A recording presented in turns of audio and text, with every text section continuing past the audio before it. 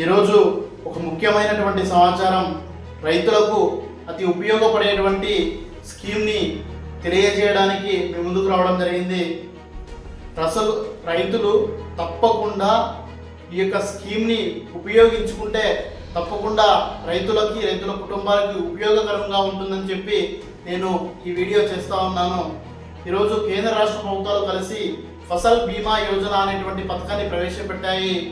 దీని ద్వారా అకాల కరువు వచ్చిన సందర్భంలో, వర్షాలు పడకుండా రైతులు నష్టపోయినటువంటి సందర్భంలో, అదేవిధంగా పంట పొలాలు బాగా వచ్చినప్పుడు క్రిమికీటకాల కారణంగా పంట దిగుబడి తగ్గి రైతులు నష్టాలు చెందినటువంటి సందర్భంలో ఈ యొక్క స్కీమ్ ద్వారా ఏదైతే ఫసల్ బీమా యోజన అనేటువంటి పథకం ఉందో, ఇది ఖరీఫ్ పంట కాలంలో 2%, అదేవిధంగా రబీ పంట కాలంలో 1.5%, లేదా వాణిజ్య సంబంధించినటువంటి పంటలు ఉంటే దానికి 5%, కేవలం చాలా తక్కువ ప్రీమియంతో రైతులకు ఈ యొక్క బీమా అనేటువంటిది చాలా ఉపయోగపడుతుంది. కాబట్టి దీనికి సంబంధించినటువంటి పూర్తి వివరాలు, ఎలా అప్లై చేసుకోవాలి, మనం ఈ యొక్క కౌలు రైతులు ఎవరైతే ఉన్నారో వారు కూడా ఈ యొక్క పథకాన్ని ఉపయోగించుకునేటువంటి అవకాశం ఉంది.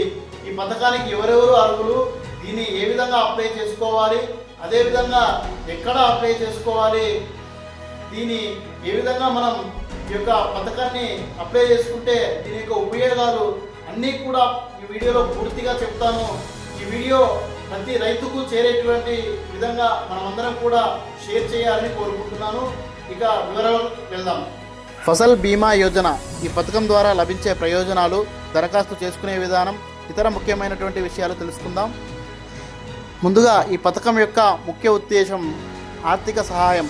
తుఫానులు, వరదలు, అనావృష్టి లేదా ఇతర అనుకోని కారణాల వల్ల పంట నష్టపోయిన రైతులకు ఆర్థిక సహాయం అందించడం జరుగుతుంది.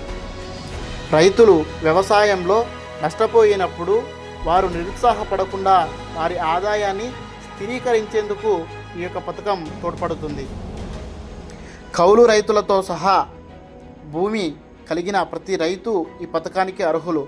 రైతులు చెల్లించాల్సిన ప్రీమియం శాతం చాలా తక్కువగా ఉంటుంది.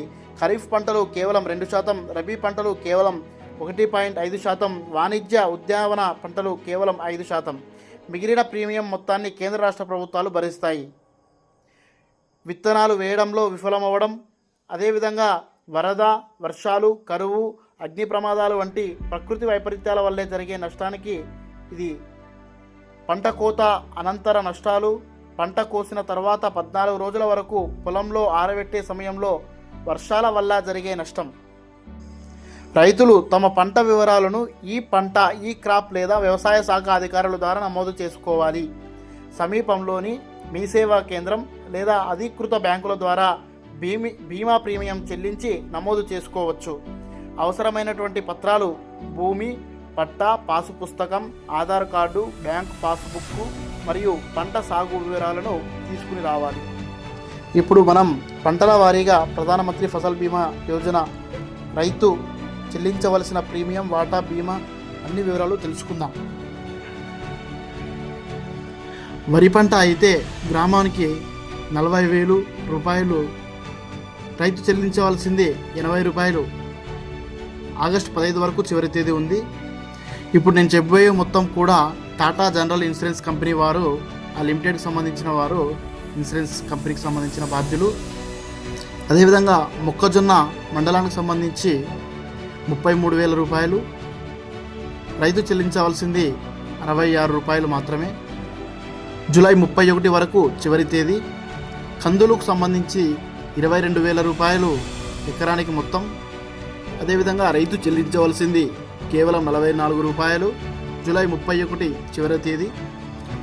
అదేవిధంగా జొన్న పంటకు సంబంధించి 19,000 రూపాయలు ఉంటుంది. రైతు చెల్లించవలసింది కేవలం 38 రూపాయలు మాత్రమే, జూలై 31 చివరి తేదీ. అదేవిధంగా ఆముదాలకు సంబంధించిన పంట అయితే 18,000 రూపాయలు ఉంటుంది, 36 రూపాయలు కేవలం సంవత్సరానికి మనం కట్టాల్సింది. అదేవిధంగా జూలై 31 చివరి తేదీ. అదేవిధంగా ఎర్ర మిరపకు సంబంధించి 90,000 రూపాయలు ఉంటుంది. అదేవిధంగా మనం రూపాయలు చెల్లించాల్సి ఉంటుంది. కొర్రకు సంబంధించి 16,000 రూపాయలు ఉంటుంది, కేవలం 32 రూపాయలు చెల్లించాలి. జూలై 31 చివరి తేదీ. అదేవిధంగా సజ్జలకు సంబంధించి 16,000 రూపాయలు ఉంటుంది, కేవలం 32 రూపాయలు మనం బీమా చెల్లించాల్సి ఉంటుంది.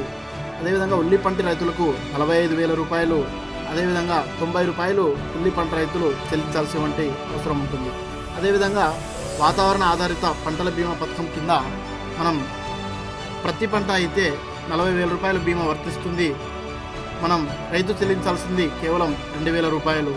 అదేవిధంగా వేరుశనగకు సంబంధించినటువంటి పంటలైతే 28,000 రూపాయలు బీమా వస్తుంది. దీనికి 560 రూపాయలు చెల్లించాలి. అదేవిధంగా టమాటాకు సంబంధించినటువంటి పంట అయితే 30,000 రూపాయలు ప్రభుత్వం ద్వారా మనకు బీమా ద్వారా అందుతుంది. అయితే 1,500 రూపాయలు ఈ యొక్క ఇన్సూరెన్స్ కంపెనీకి మనం రైతులు చెల్లించాల్సినటువంటి అవసరం ఉంటుంది. కాబట్టి వెంటనే ప్రతి రైతు కూడా ఈ పథకాన్ని ఉపయోగించుకోవాలి. అదేవిధంగా మనం ఇంకా టైం ఉంది కదా అని చెప్పి ఏ రైతు కూడా నెగ్లిజెన్స్గా ఉండొద్దండి. దయచేసి నెగ్లిజెన్స్గా ఉండి మనకు రావాల్సినటువంటి ప్రభుత్వం ద్వారా అందేటువంటి సహాయాన్ని మనం తీసుకోలేని వాళ్ళు అవుతాం. ఈ డబ్బులు వచ్చినప్పుడు మనకు ఆ యొక్క బాధ అనేది తెలుస్తుంది. కాబట్టి మనమందరం కూడా ఈ యొక్క విషయాన్ని ప్రతి రైతుకి చేరే విధంగా ప్రయత్నం చేసి ప్రతి రైతు కూడా ప్రధానమంత్రి ఫసల్ యోజన బీమా పథకాన్ని ఉపయోగించుకునేలాగా మనం చెయ్యాలని తెలియజేస్తూ ప్రతి ఒక్కరికి ధన్యవాదాలు. ఈ వీడియో మీకు నచ్చినట్లయితే షేర్ చేయండి, కామెంట్ చేయండి. ధన్యవాదాలు.